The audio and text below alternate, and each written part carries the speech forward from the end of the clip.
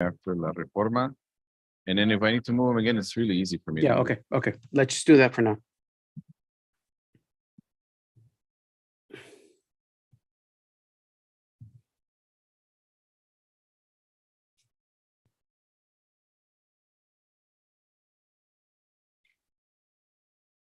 Hola, Facebook. Aquí estamos sin el diabólico. Es que está pagando la cuenta en el bar. Se quería salir sin pagar el diabólico, pero ahí viene pronto aquí en mi vecindad a través de DiavloVision, la banda Elástica Radio y por supuesto mi vecindad. Unos saludos al mundo del Face, del YouTube. ¿Por qué te fuiste, Manolo? Te fuiste sin pagar, diabólico. Sí, güey. Mira, bajo la voz estamos escuchando a La Reforma. Oye, no sé si en el Face a veces se le escucha la voz, the background music sometimes. No, es que a veces yo le pongo a través de mi móvil. Ajá. Abajo no es para escucharlo, como yo no estoy escuchando la música, también contamos haciendo el podcast en vivo. Yeah. You know. And I'm wondering if an actual on el Facebook se escucha. No sé, güey, pero para prender la lumbre personalmente conmigo, I like to hear the music playing in the background, because otherwise, porque cuando estábamos en la cabina hace 25 años atrás, we used to blast it, you know. Yeah, so like it'd be a party, you know. Oh man, and we did have parties, man. Yeah, and we did party. Hot damn, did we party? Man. Mira, paz descanse. De hecho, hace poco cumplió años. Paz descanse, Canito. You know, he would show up to the radio with a tequila bottle. Like, o con cervezas y... No, pero siempre tenía la alta calidad de tequila o mezcales, hombre. Yeah. Like he would bring like una reserva. I'm like, dude, you got $100 bottle. Aquel entonces, güey, you had like $100 bottle. And I'm like, es para nosotros. Y en la radio. We were on live community public radio. Radio. Un desmadre. Pero qué diversión, ¿eh? Unas aventuras. Pero abajo de la voz estamos escuchando a La Reforma. No nos callarán. A ver, tell me about them, man. Mira, es un grupo de la República Dominicana y no sé mucho, solo de que sí están activos. Se llaman La Reforma. Hay muchísimos grupos, de hecho, que se llaman La Reforma Francesa hasta y otros. A ver, vamos a prender el micrófono. A ver. Aquí tu amigo locutor, programador y muy bien desconocido, Dr. G. Y su cómplice, el Chivo. ¿Qué tal, Dr. G? ¿Cómo estás? Muy bien, a través de la banda Elástica Radio. Muy bien, aquí en mi vecindad. Comenzamos con La Reforma. ¿Qué te pareció a La Reforma? You know, maravillosa. Yeah. I never heard of La Reforma before, and I was tripping. Because I was going like, okay, which decade did this come out in? Like, I don't know if you guys know lo que yo hago cuando vengo a hacer mi vecindad. I don't research ninguno de los grupos que tú o Manolo traen if I don't know about them already. Because I like to be surprised like everybody else. Right. A ver, dime, ¿cuándo empezaron y cuándo grabaron esta canción específicamente? Mira, comenzaron no hace muchísimo tiempo que tienen en existencia, entonces, pero tampoco son novatos, ¿no? Okay. Es lo que sé. Lo que pasa es de que no hay mucha información sobre ellos y también lo que está pasando es que hay muchos otros grupos que se llaman La Reforma. La Reforma. Entonces, estamos hablando de un grupo dominicano de rock, que es la nueva ola, porque ha habido, y vamos a ver en el futuro, ha habido otros grupos que han representado la música alternativa de rock de la República Dominicana. Ahora, este grupo, para mí, obviamente, tiene mucha influencia en grupos punk españoles, con esa canción. It kind of does, pero suena como... It sounds like early 90s punk rock de Sudamérica. It's the influence, es la influencia de los grupos, en la influencia de este grupo en particular. ¿Por qué te fuiste, Manolo? ¿Qué onda, cabrones? No, llegaste a tiempo. Apenas acabamos de escuchar la reforma. Órale, dude, pinche grupazo. ¿De dónde son? Guess. A ver, take a wild guess. Dominica Republicana. Yeah. Is that where they're from? Yeah. I cheated because I saw the label on the. See, you cheated. That's the way, Doug. See, I didn't cheat. I was like, no, tell me, brother, tell me. Yeah, entonces de Santo Domingo, ¿no? Y de republicanos, de la Dominica República. Comenzaron en el año 2002. So they've been around. Okay. Lo malo es de que como, like happens a lot with certain countries, no escuchamos de su música porque no alcanza a veces hasta acá. Mhm.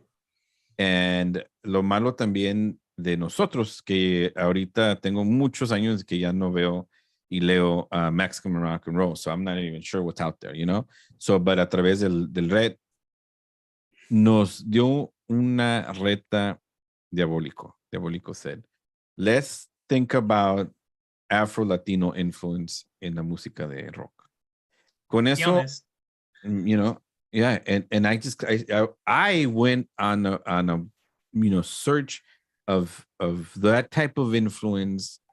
It drove me nuts, and I'll tell you, con todo respeto a mi Afro-Latinos, we're talking about influence. We're talking about, in my particular case, this band, it's a punk rock, ska, reggae band de la República de Santo Domingo, ¿no?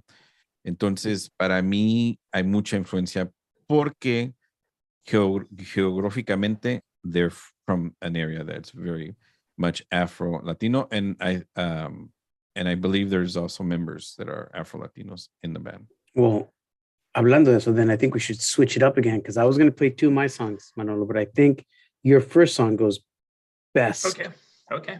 Wait, Yeah. so- Y luego, when I sent out the set list, Juneteenth acaba de pasar. And so that was very much front and center in my mind. How to center Afro-Latino, our Black brothers and sisters, y cómo el sazón y el sabor que le han dado y siempre le han dado a la música, and how it's, how it's translated into what we're listening to. So that was where I was coming from. Okay.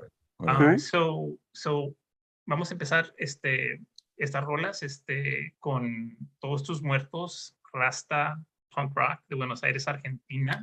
Well, wait, but pause a second there, because Okay. Todos Tus Muertos is una leyenda del punk suramericano, especialmente de Argentina.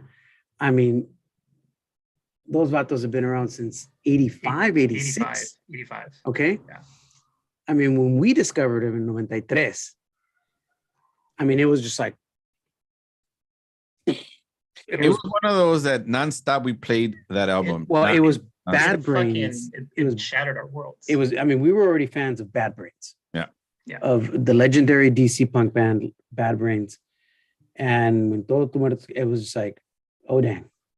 Y especialmente este álbum, Valia Aborigen. Mhm. I mean, how many times did we just play it on and off the air? Oh, yeah. Nonstop. Oh, yeah. Oh, yeah.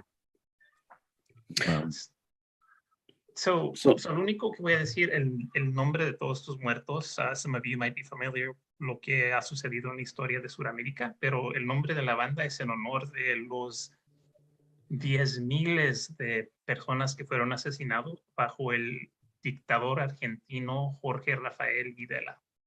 Órale.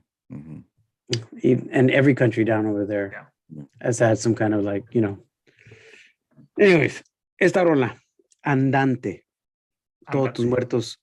I mean, if you've never heard of Todos Tus Muertos before, You're in for a treat. Yeah. Mi vecindad. Yeah, man. Todos Tus Muertos, if anything, are, when I first saw them, because it tripped me out, and it tripped me out in a very beautiful way. One, that they were Afro-Latinos. Two, that they were from Argentina. in a band playing internationally. I was like, their music is so unique too. Beyond unique. Es muy único cómo cantan la música. Todo lo que es Todos Tus Muertos, Well, the elephant in the room is obviously la influencia de the Bad Brains is front and center on Todos Tus Muertos. I don't think they, deny that. And then there's, I was gonna say a little bit of Mano Negra, but no, it's Bad Brains all the way. Yeah, that's what comes to me, porque Mano Negra came un poquito después, el año siguiente, in 86. But a whole different continent away. So, it's like, but two bands that like definitely did not. I wonder if they were played together. I think they have, right? They must have. Sí, porque Mano Negra toured South America many times extensively. Yeah.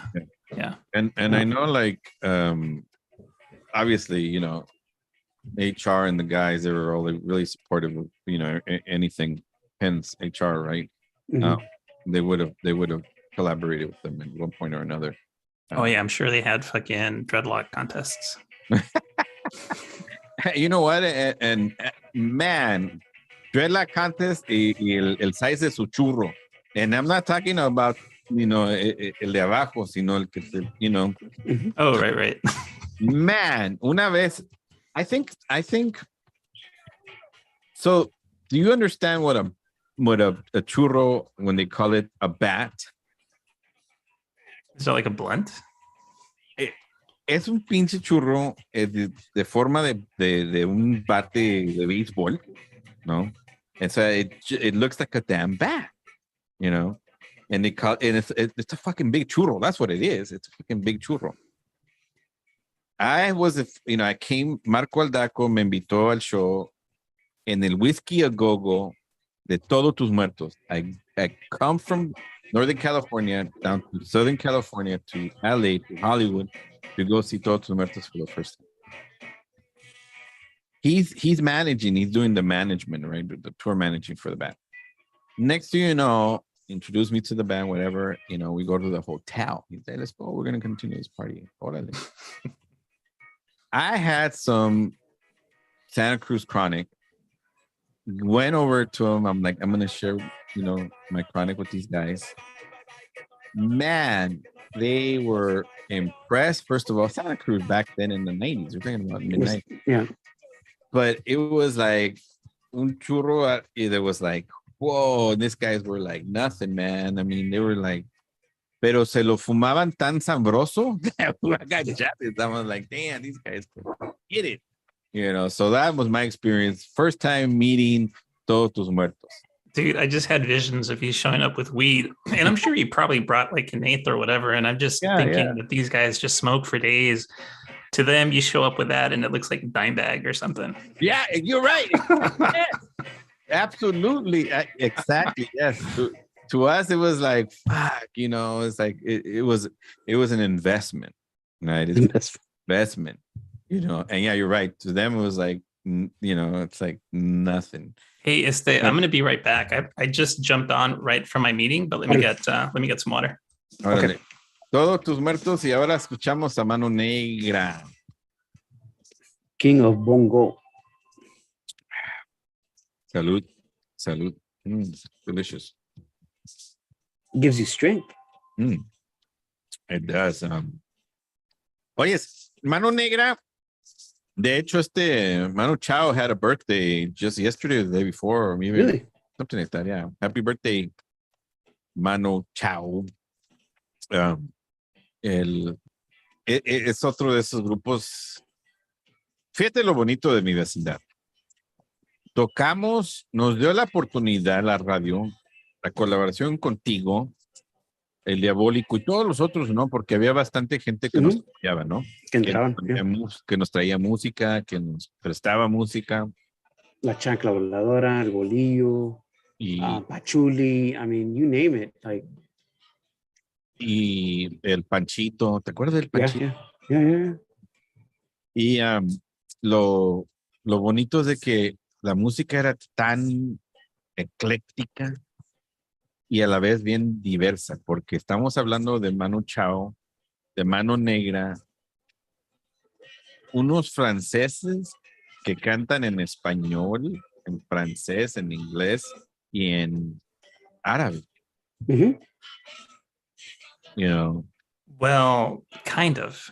Okay. Originalmente Manu Chao y su hermano Ajá. y su primo que empezaron Mano Negra Yeah. son de España. Yeah. Son Son vascos. son de Galicia y del País Yeah. Vasco, pero empezaron Mano Negra en París. Órale. Because you can understand, País That's Vasco, right. That's right. a third, if not 40% of País Vasco is in France. Right. So it's kind of like when we went to it over there, we were playing Bordeaux and other places like that, like, you know, and it's to us, it's still País Vasco, even though we're in France, you know, and it's a trip, you know. Geographically es parte de la influencia. Fíjate, igual fue algo muy interesante, ¿no? Like, really, it just blew my mind. I mean, Todos Tus Muertos, then Mano Chao, Mano Negra. It was just, you know, and on top of it, you sprinkle a little bit of Tijuana, no? Holy cannoli. You know, I was, you know, you didn't. Yeah, but that was, también es en 93, 94, when everything was like totally fresh and new, you know? Intense.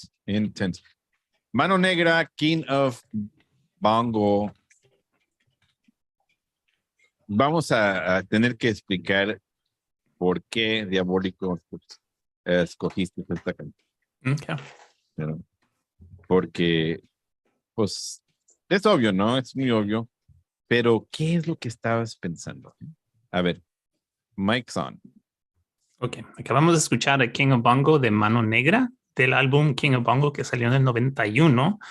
Mano Negra se formó en el 86 en París, Francia, y antes de que se formara Mano Negra, Manu Chao, su hermano Antoine y su primo Santiago eran parte de un neo-rockabilly grupo que se llamaba Hot Pants. Oh, nice. Yeah, y también son descendientes con raíces cubanos. That was what was interesting to me. Eso no sabía. And as hablamos fuera del aire, Manu Chao y su hermano y su primo son de Galicia y el País Vasco. Porque originalmente, yeah. Y la razón de que pues estas canciones, la influencia, definitivamente se escucha mucho los ritmos, los tambores de africano, you know, African influence. Y lo que es Mano Negra, to me, y lo he dicho anteriormente, estábamos muy jóvenes para ver a The Clash, y Mano Negra para mí, para nosotros, fue el Clash de nuestra generación. Well, hold up, because there's going to be a whole lot of Clash references. Oh yeah, all up and down the list. Later down the night. And that's lo que antes que entrates en vivo, we were talking about, and I go, that's el callejón where I came from. I'm going like, but we'll talk about that in a second. Anyways, vamos a seguirle, Manolo. Okay. I think that the list, como you guys have it, la banda que sigue es King Shango, am I right? Okay. Goddamn Killers del álbum King Shango. Goddamn Killers. Goddamn Killers, que salió en el 96. So to all my peeps out there, you know what's up. You guys, how many times did we play this song? Un chingo. That was my only not problem with the set, is that it was like a flashback. It was. Like, it was like, and you know what? I kind of intentionally made it that way porque, like, I knew you would bring more recent stuff, pero I kind of didn't. Well, that's a sad thing. Well, pero lo que quiero decir de King Shango es lo que es de la religión santería. King Shango es el dios de música y la celebración, partying and music and the Afro-Cuban religión de santería. Y I did find out something a little bit about Blanquito Man, que en paz descanse. Blanquito Man, second degree black belt. Órale. Y también, he was a graphic designer who designed the logos for various soccer teams, incluyendo the NBA team, the Toronto Raptors, and the hockey team, NHL team, Florida Panthers. That I had no idea. And what art did he have a black belt in? Just a second degree black belt. I'm guessing karate or something. Oh no, there's many. From judo to BJJ to like, you know. So it all depends on which art. I mean, it's a big deal depending on which art you're in. A ver, chime in, folks. If you guys know, déjenos saber. Yeah. Well, maybe it was in chingazos and putazos, you know, and so to get those kind of black belts is really special, you know. But another anécdota de King Chango, Blanquito Man. So he was a graphic designer en paz descanse. When I was talking to el señor Blanco de Desorden Público, right? He was telling me that the Blanquito Man was at a concert the first time Desorden Público played in New York, right?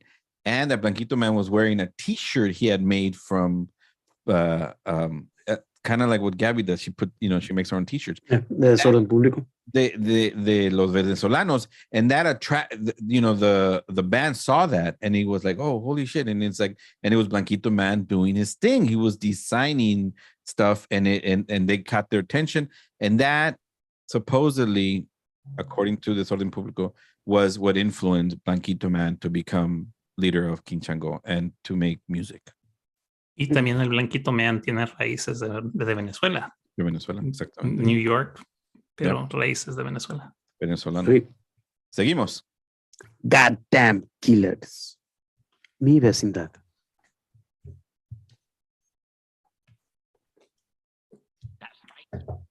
Yeah, I just kind of put in shit that I wanted to listen to be honest. Well, that I kind of figured that's what it was, and then when you looked at it, I was like, oh, okay, let's just market it this way. Yeah, I know you, Manolo. It was you're not that much of a savant. No, the intention was Afro-Latino, like I said, because of Juneteenth and just wanting to center blackness in la música. Interesting you say that, because I was tripping out. I was having a hard time trying to figure it out. Pero it's a really nice playlist in that sense, because it's a fantastic playlist. It makes you think about this, you know. I forever will be indebted to my personal relationship with Blanquito Man. Having known him for so long and having that connection with him for such a long time, that me duele sometimes not being able to have reached out to him, one last time, because I knew he was, and I'm hoping that I can. There's something out there that he was working on. Last I reached out and last I communicated with one of his collaborators. So, a ver qué pasa con esa música. He was working more on the reggae side towards the end. So something post-mortem is going to be released, you're thinking? I'm hoping, it's taking a while, but I don't know, En el honor a Blanquito Man, King Chango, un grupo que nos apoyó bastante como grupo, como persona, aquí en mi vecindad y en lo personal, ¿no? Como también a través de Upton Records y todos los latinos, ¿no? Porque he was very, very forward about supporting the Latino and la música internacional. King Chango. So was it just those two albums that they recorded? I think so, dude. King Chango and El Santo. Put out that much, pero también he used to work a lot with Moonska Records. I don't know if he was an employee or just a collaborator with, but era an integral part of Moonska Records. Like, this is before King Chango, So, in fact, if I remember correctly, he's one of the major collaborators and instigators of the famous Moonska Records Latin ska compilations. So Blanquito Man, New Yorican, always doing it up. Blanquito Man, rest in peace. No se te olvida porque aquí está tu música. You know who used to know Blanquito Man also was Kalin. Oh, yeah? Yeah. Ese güey. Whatever happened to Callan? He's back in Puerto Rico. I think they deported his ass, dude. He's a citizen, cabrón. They can't deport him. Wasn't he military here or something? He was military, yeah. Yeah. He was military. Our roommate off and on for like 2 years, 3 years. I say, wait. I love him. Like he would leave, right? And he would just leave and not come back. Escandaloso, but he's just scandaloso. Dude. Like he made us look, good. He made Manny look good, which is yeah, dude. Really hard, He was anarcho. I guess that's he was very super anarchista. Like I love him, but like ese way, like brother, man. He definitely was a brother. Like he was like, it was not, no era tímido para hablar de su ética política and like how he hated this and hated that, and he hated everything except cheese. He loved cheese. Yeah. It's like, have you ever had fried cheese? No, Cali. Y a veces, lo más pedo que se ponía, like sometimes I go like, habla en español, güey, and then he switch. I'm like, no, fuck that. Háblame en inglés, güey, because like, and then I wouldn't understand. Like, it would get bad, dude. Dude, yeah, both his fucking idiomas were just fucked. Yeah, dude, it was like broken. I'm like, ya no te entiendo, güey, dude. Like, he was a big persona and not a big person. No, small. He was a small person, but he had a big persona. Like you could tell when that motherfucker walked into a room. Yeah.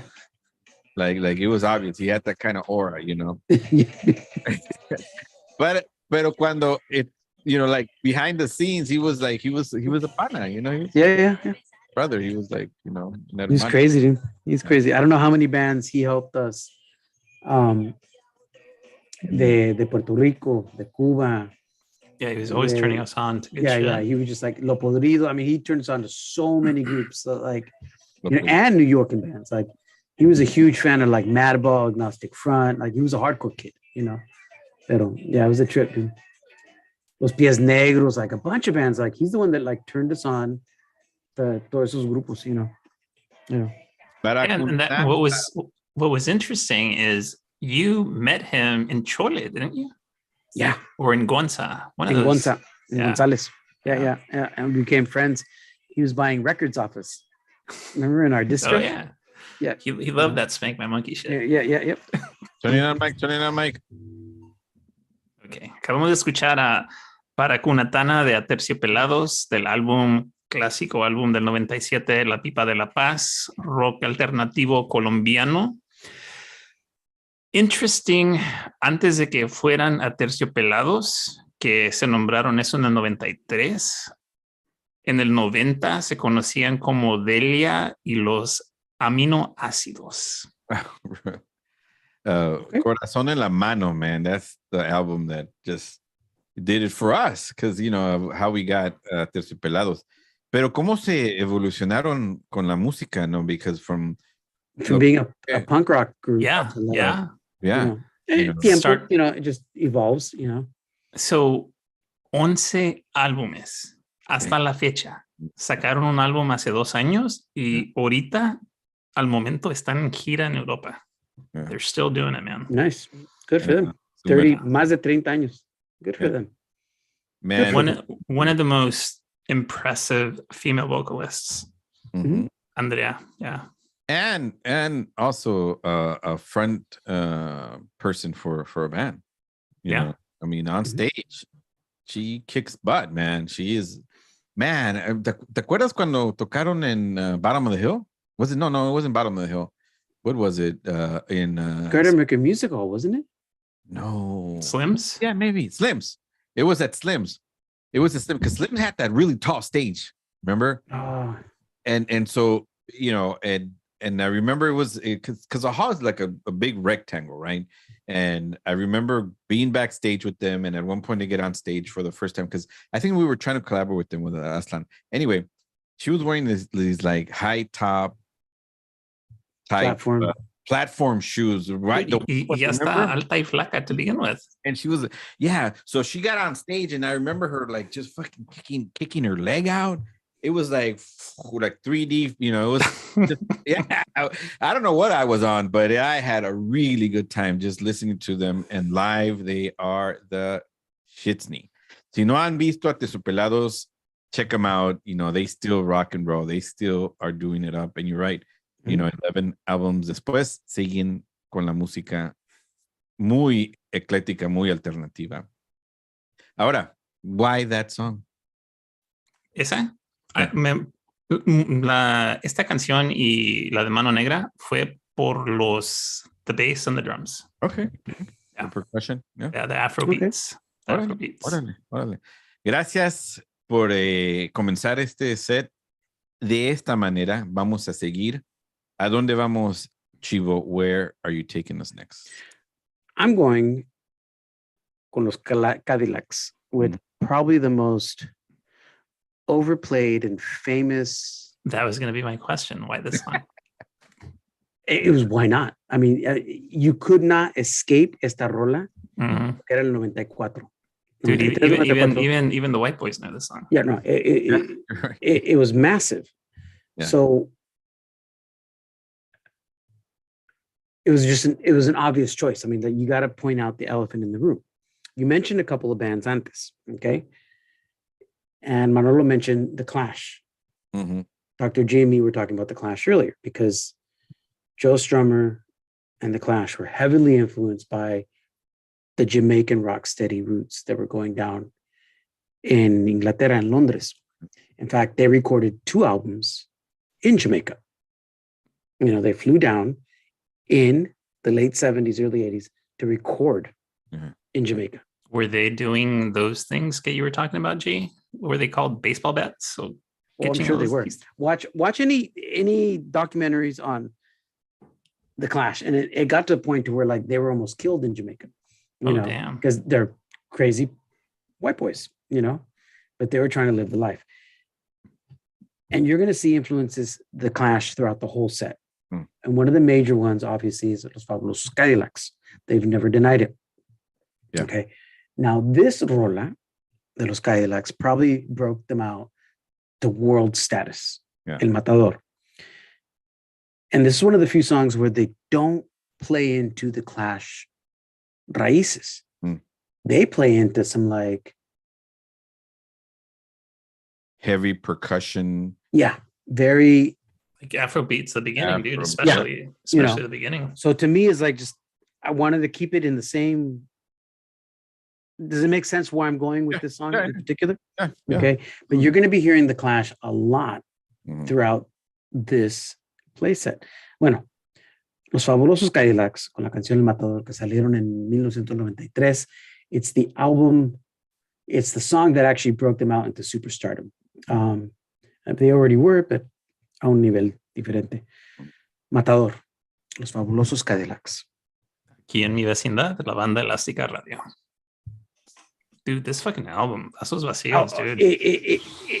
Well, when you look at Vasos Vacíos, it's basically a best of with a few new tracks. Okay. And a collab that they have in it. Yeah. Too. But that was the first album from them that I listened to. I could have done no, exactly. It blew my mind. Same here. Yeah. I mean, I could have played the one with Celia Cruz. Yeah. But to me, this is them on themselves. And when Flavio starts rapping, to me, it's a perfect example of The Clash. When Mick Jones starts rapping over some of Joe Strummer's lyrics, and you heard it. I'm sure La Reforma, influenced by The Clash. Obviamente, Todos Tus Muertos. And we're going to keep going. In fact, I'm going to play a cover.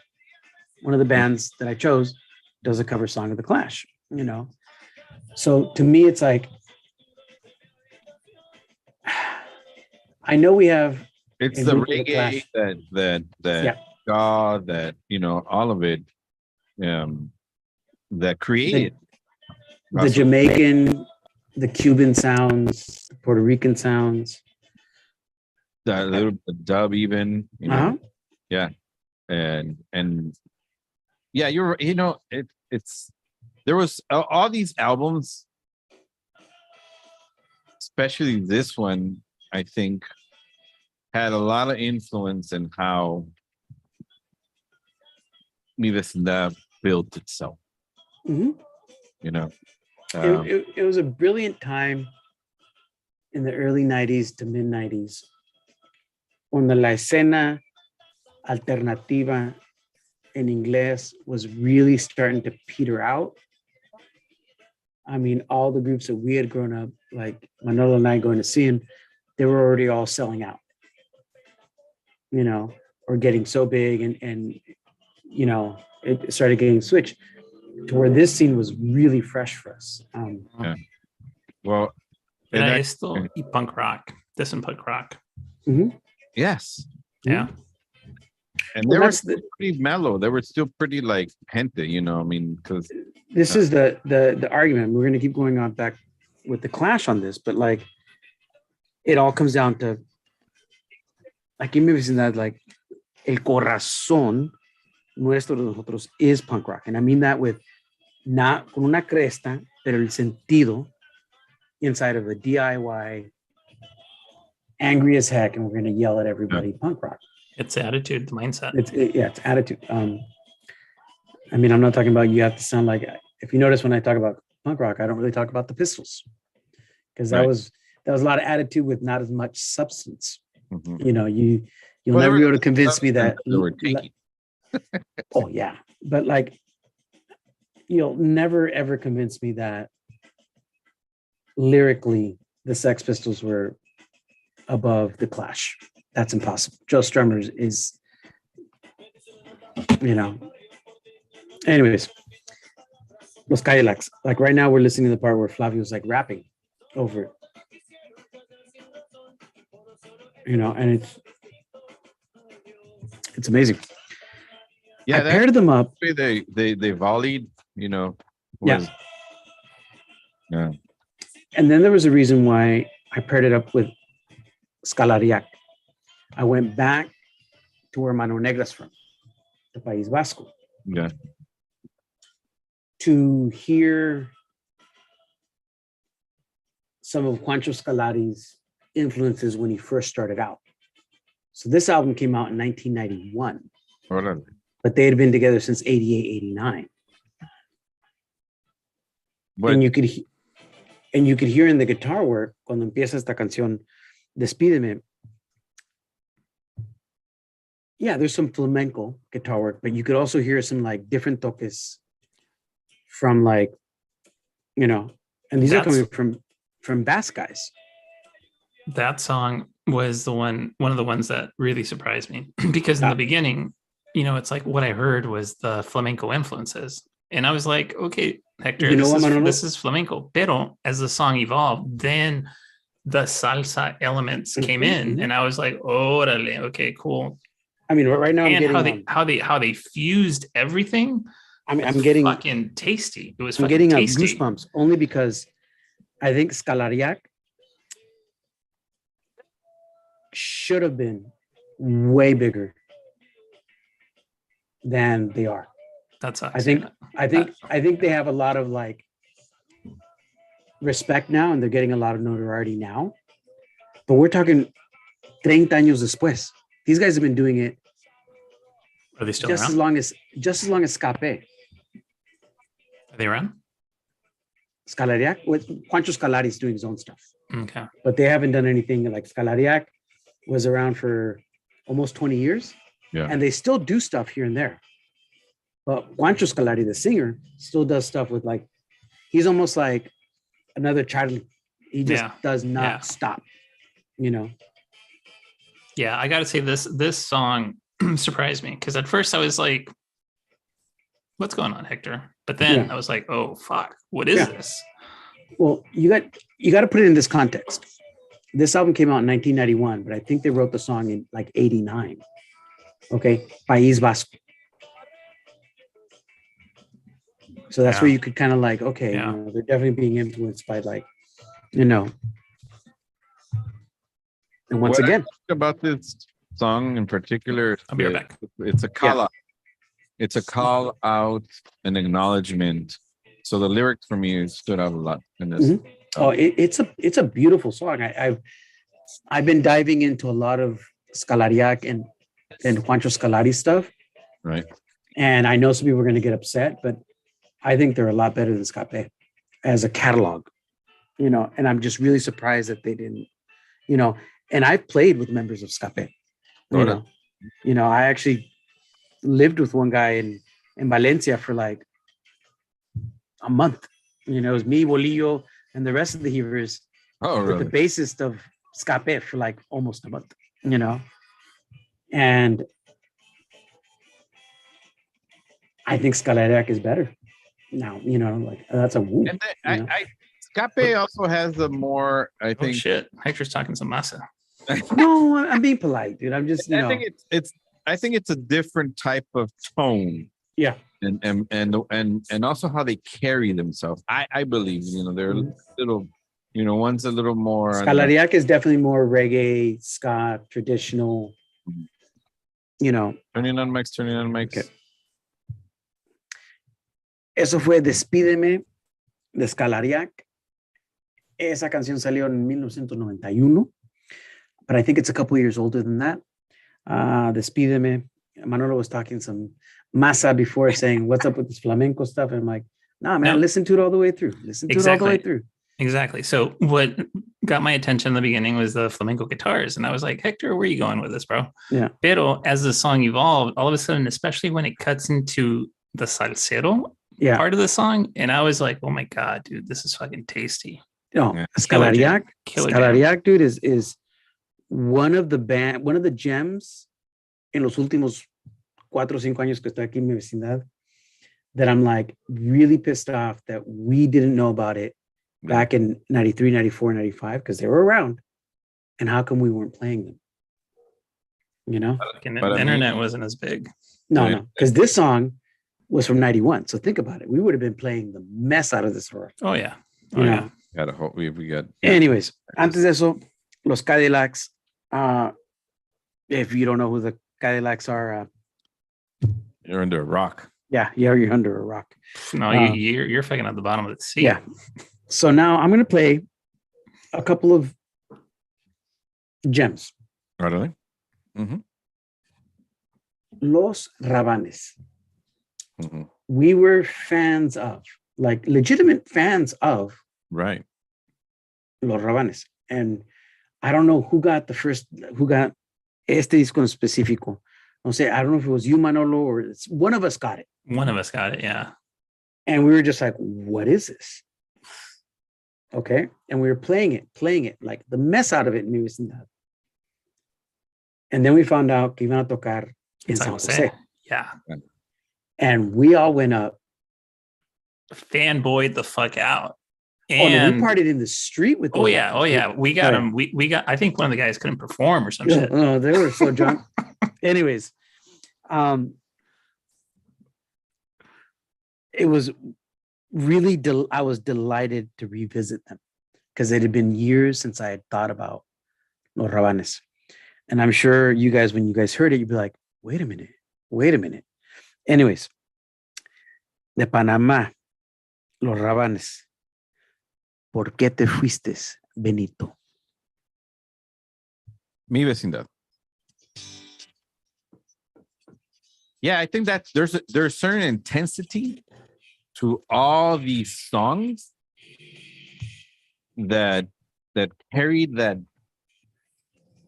Latin and also the Afro influence, you know, and that familiarity, I think, spoke to me in lo personal por lo Latino, you know, and for the Afro-Cuban influence, you know. I got to say, I was glad that the Dominican Republic, Panama, Venezuela were represented. Pero when I look back at the playlist, and I was going, fuck, we missed Cuba. Yeah, it's kind of hard, Manolo. I mean, and I was talking con Dr. G fuera del aire. It's a very hard set list to come by in such a short time. And we screw up a lot because we do this to ourselves. Let's do this. And we're opening up a can of worms. We can't do it in 1 hour. We need to do it in many. I don't know how many times we said we have to do. We're not going to do it in 1 hour tonight. We're not. It could be more than an hour, but. And, but I think it's algo that we need to revisit a few months from now. So we'll just let's just leave it at that. Okay. Yeah, at least definitely every Juneteenth y también MLK, Whatever. Yeah. Or whenever. Why not? Sure. Why not? Yeah. Well, Los Rabanes. So before you came on the air house, we were singing ¿Por qué te fuiste, Manolo? That's why you came out late, because you didn't come and pay the. Anyways, I remember seeing Los Rabanes en vivo en San Jose. Éramos nosotros tres con Kalin. And half of Lo de Asfalto was there. Yeah. La Chancra Voladora, Bolillo, and maybe Neto and a couple other metalheads, and that was it. That was. And it was everybody. Where was it what venue was that? ¿Te acuerdas que, mira, arriba de Abraxas, wasn't it? Abraxas era. Yeah. It was upstairs, and they had this weird sótano. Right, because it was a restaurant downstairs. It was a mess. It was a weird fucking place, dude. Yeah, but they got a few good bands in there. Oh, they had good shows. They had good shows. And I think it was every Thursday there. No, I mean, I remember we went on Saturdays to see some shows. We were there a lot. Yeah, we were there. They're in Cactus. One of the few places that did actually bring bands. Yeah. No. I think Rodrigo used to do a lot there.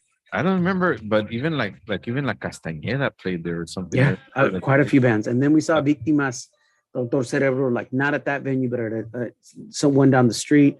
Yeah. There was un momento where Rodeo or something like that.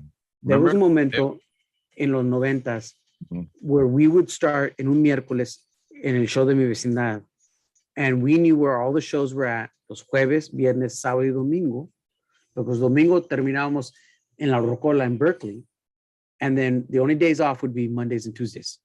Well, when Los Rabanes played, they also played in La Rocola. That same we went the whole weekend with them. And I remember they were like, we got to play before we start partying with you guys. Yeah. They didn't want to party with us. They were scared. We got gutter punk again. Yeah. Outside of the venue in Berkeley, right? Literally on the curb. Mm-hmm. On the curb. I remember. And we were just out there sitting down with Emilio, Christian, and I think it was Javier or something, drinking. Yeah, it was sketchy. Bueno, ahorita abajo de la voz están escuchando a Pasajeros de Malaysia Airlines. I played them a few times. Yeah. From the Uruguay. They're very young. Clash. Very Clash. Well, it's a Clash song. Oh, okay. It's a cover. Estos chicos, no bones about it. Obvio, they love the Clash, but they love a lot of reggae, and that's what they play, So it kind of comes back in turn where Manolo started this whole vibe of underlying Clash theme. So I just started rolling with the Clash throughout almost all the bands that are coming up. I'm going to end the set on a different corner bar, and we'll talk about that. It's a little different, but the same epoch of the Clash, and we'll talk about it in a little bit. And I threw in one song for Manolo to get excited about. I appreciate that, man. I did. Yeah. I got super excited. Yeah. Hay esta canción en lo original y todavía, for me, it's always been like the Robin Hood story, and it's almost like he's singing the song to like a child, right? Like or a child Telling a story. telling the story. Yeah. But these guys And- did a really good job Oh, covering. they did. Well, And the it's- beautiful thing is que no le cambian mucho. Yeah. Because the Clash was heavily doing Jamaican overdubs during this time, you know. So it's a trip. It's a trip, you know. Y pasajeros del Malaysia Airlines Son de Uruguay. Uruguay. Mhm. That was going to be my guess because they reference una de las líneas dicen de Montevideo a They're from somewhere. Montevideo. Yeah, That's where they're from. Hombre, what the hell with the name? I don't know. There's not much information on them. They got 3 EPs. They're Are they consistent. sponsored by Malaysia Airlines? I doubt it. Something happened in Uruguay, and Maybe they joined the 5 Mile Club. maybe. Well, they must have because they were the pasajeros, Yeah. right? They weren't the pilotos. So, Well, I know that their acronym is PMA, Mm. which goes back to a lot of like, Turning on mics. eso fue pasajeros de Malaysia Airlines con ladrón de bancos. Going back full circle with a definite tribute to the Clash, you know. Pasajeros Malaysia Airlines, their acronym is also PMA, Positive Mental Attitude, which Bad Brains and the hardcore scene in DC really, really created and pushed Right. PMA, Positive Mental Attitude. Back Is in the that day. different than Straight Edge? Because Bad Brains wasn't Straight Edge. They weren't straight edge. That's why instead of straight edge, they were positive mental attitude. 'Cause Positive they- vibes, man. They were high as a kite. Oh man, You know, HR was high as a kite. dude. Always high. So here we go back with coming back un poco de todos tus muertos, Cadillacs, and now we're Pasajeros de Malaysia Airlines doing a Clash song in Spanish.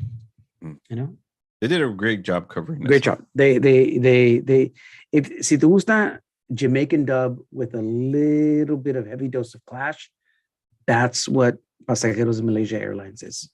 You know, a very beach vibey. Right. Bueno, vamos a seguir. Vamos a regresar a Londres with un colega of the Clash, Mhm. un genio que se llama Elvis Costello, which for a long time he was banned from the radio, like straight banned. For Like his song. oh yeah. Yeah. Like look at some documentaries about Elvis Costello, 69, 81 por ahí, What was the reason? because he played Radio when he wasn't supposed to. Radio is a hate song towards mainstream music. Yeah. I mean, you understand Elvis Costello, people don't understand Punk- that like punk rock he was roots. a punk rock pato. Nerd, punk rock nerd. Mhm. And if you watch any documentaries, the big movimiento or el escándalo que hizo is he got invited to play on Saturday Night Live in 78 or 79. Mm. Okay.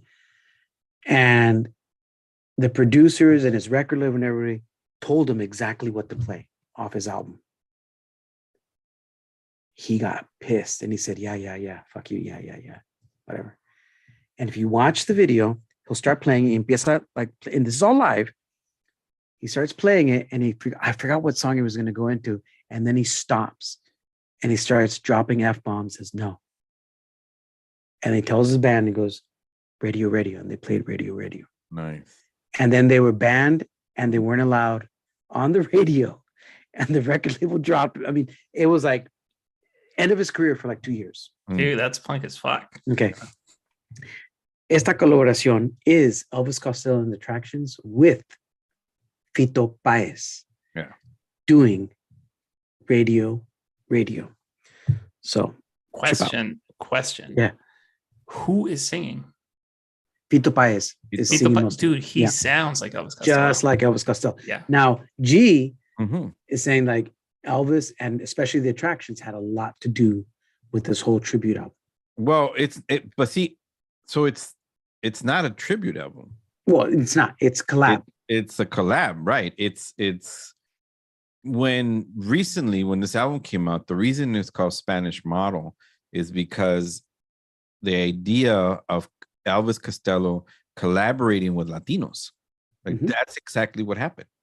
And so it's Elvis Costello and the Attractions collaborating with Latinos. Yeah, if you look at the list, it's a who's who of big artists. Like I think people lined up. Oh, I mean, aren't you going to line up to like want to play with Elvis Costello? Oh hell yeah! I'll fucking play. I'll play cowbell, dude. Yeah. Anyways, so yeah, Radio, Elvis Costello con Fito Páez and the Attractions. Aquí en mi vecindad, la banda elástica radio. I almost missed that one.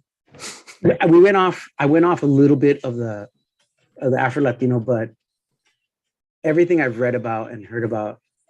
But you actually didn't. Elvis Costello? You didn't, because Fito Páez and Draco are both African descendants in some way. I tried skirting it in there. It's a strong album. If you listen to the album, it's like, ooh, wow. I mean, I'm surprised it wasn't a bigger commercial success than Fito Páez sounds like Elvis Costello. You can tell que Fito Páez is a legitimate fan.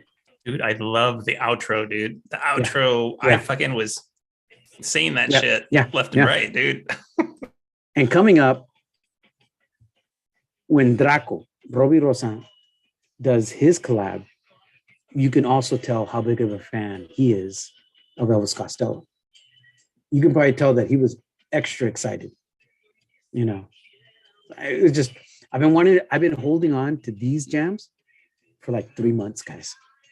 I've been wanting to play them. Yeah. I tore them off another set to shove them into this one. So I'm going, I think I can make it work. You know. Well, when he did this, the intention of doing this, and when he actually did these duets, because he did duets for his top song, but he also said, I want to do duets with Latinos. Yeah. And that's where like Draco, Juanes, Drexler. There is, hay algo en común con Elvis Costello, con Joe Strummer, con David Byrne.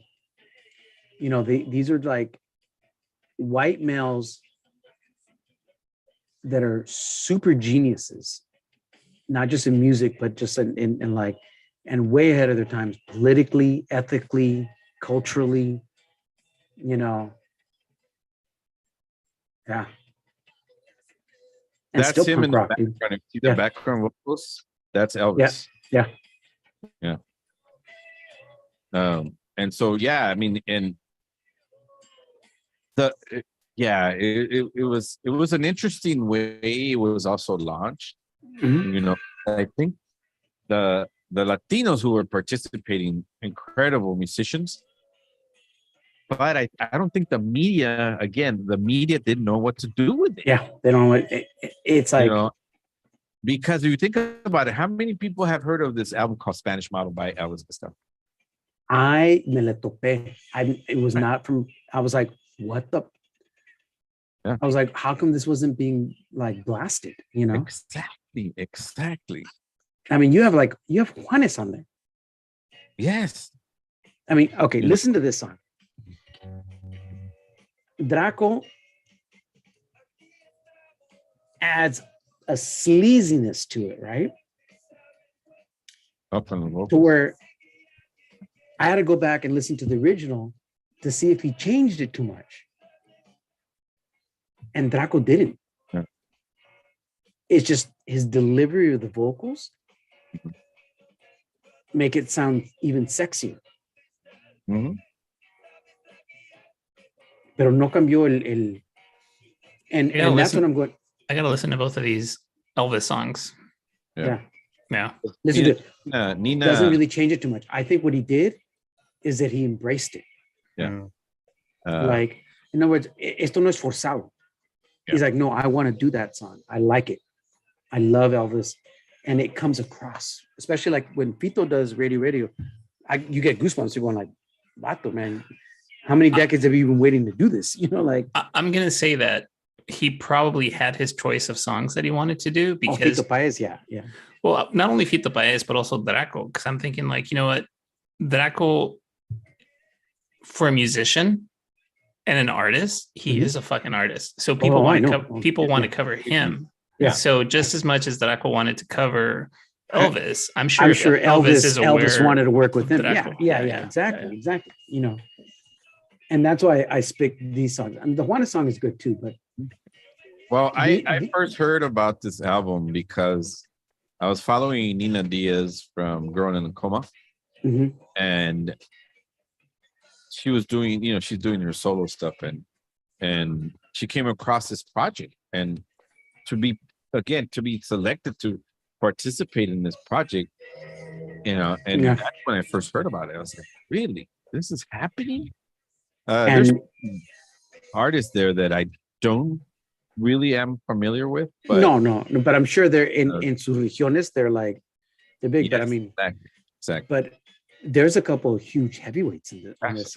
So I'm like, whoa, dude, like these are heavyweights, like, Dude, fucking Elvis is fucking Rock and Roll Hall of Fame. Dude. Hall of Fame. Oh yeah. I mean, he's and deservedly so. Yeah, this is. But if you listen, I mean, Draco's just grooving to this, dude. Like, we gotta catch him up. We gotta catch a live show of his again. I think many years since we last saw him live. Draco, dude. Yeah. I'm always down with Draco, dude. Yes. Come on, dude. We're gonna wear some leather pants. We're gonna go. Hell yeah, yeah. Pero I was just thinking, like, aside from Elvis Costello, like if I was a musician and they said, "Hey, there's this project happening," like the only other one that comes to mind right now would probably be like David Byrne, to be like, fuck, I want to be a part of that.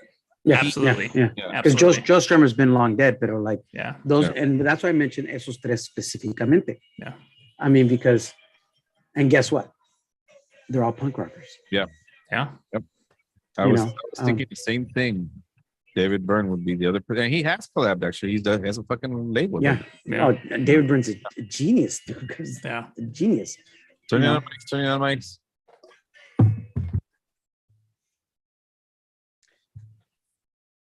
Eso fue Elvis Costello and the Attractions con Draco, Robbie Rosa.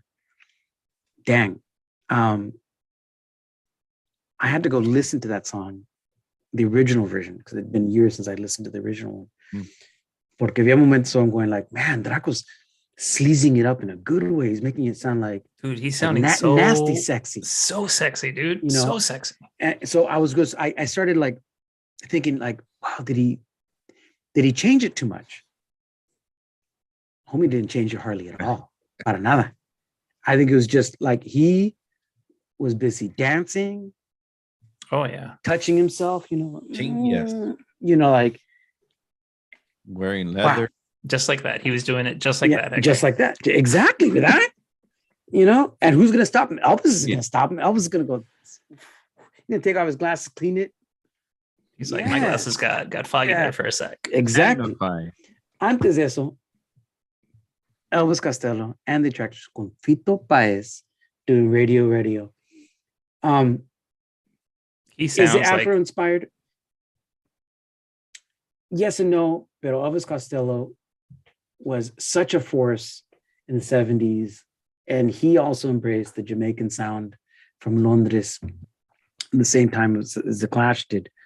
You could hear with the Hammond keyboards and certain things like that.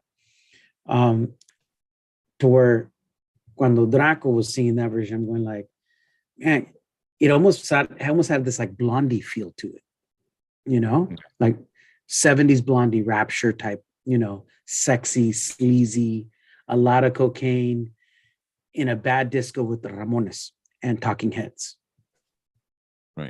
Right. Dude, I thought it was Elvis that was singing on the Fito Paez song. And then when you told me it was Fito Paez, I was like, holy fuck, he sounds lot like him.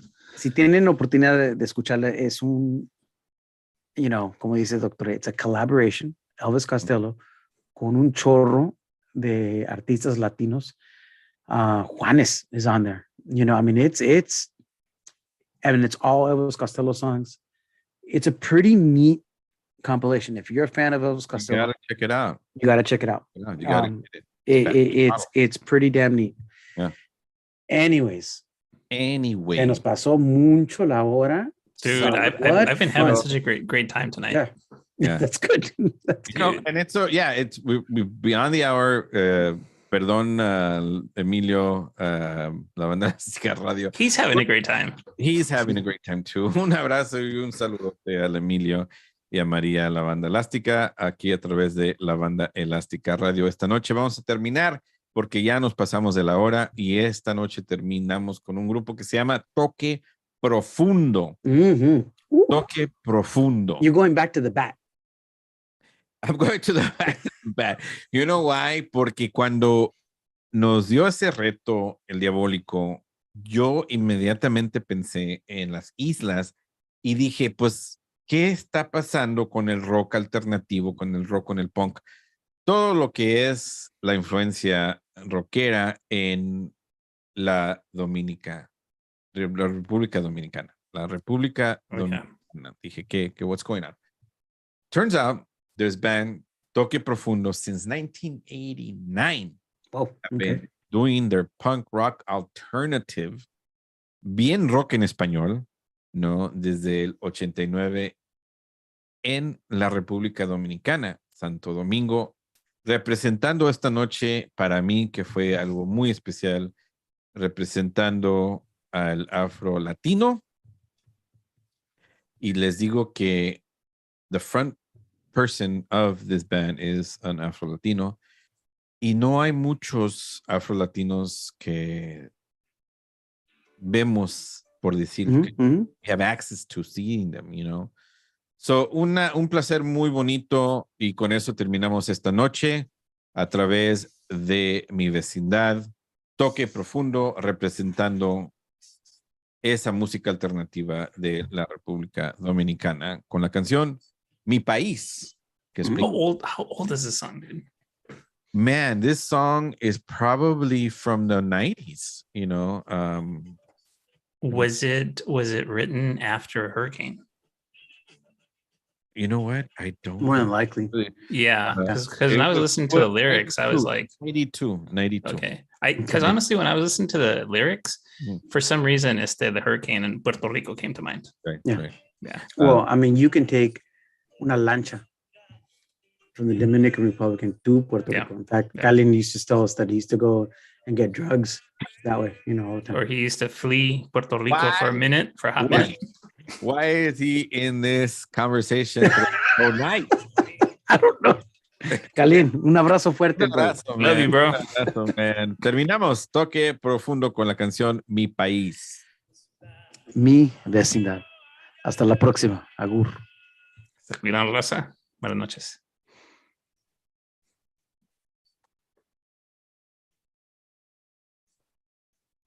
Yeah, definitely a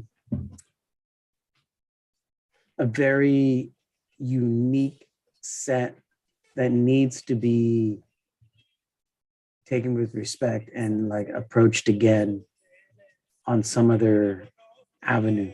But like I was saying, it's like, it doesn't have to be for Juneteenth. I think we just got to get in the mind frame of like, every once in a while, just like, you know, not force it. Like, that's one thing I didn't want out of this. I didn't want it forced, because then it'll sound whack, you know? Yeah. You know. But we do it all the time, porque mucha de la música que tocamos has African roots or influences. Pero to me, it was just the intention of, you know, centering blackness because honestly, because of Juneteenth. Yeah. Órale. Okay, guys. I gotta get off. Chico wants to go outside.